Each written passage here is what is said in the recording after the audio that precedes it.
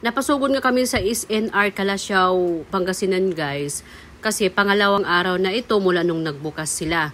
So, chinecheck ko lang kung ano yung mga promos nila. Pero kahit may promo sila, ang mahal-mahal pa rin guys. So, kasama ko si Bunso. Dahil hindi naman pwedeng sumama si Kuya dahil mayroon siyang sore eyes. Dahil nga, nauso nga ngayon ang sore eyes guys.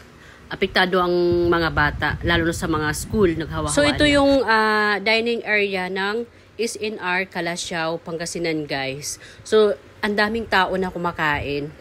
Ayan, kita nyo naman, ang daming pila. So, hindi naman kami nagpapahuli Bunso.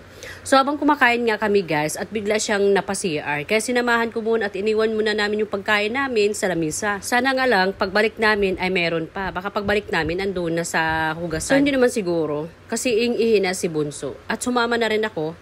Ayun. So, kahit sa CR guys, ang ganda ng CR nila. At kahit sa CR, maraming tao. Maraming nakapila. Kasi maraming tao nga guys. Lalo na siguro yan pag weekend. So, naisip ko guys na ngayong araw na kami pupunta para hindi na kami makipag-siksikan kapag Saturday, Sunday. Kasi alam kong maraming tao yan dahil walang pasok. So, at least nauna ako. So, maraming promo guys. Buy one, take one. Marami talaga siya.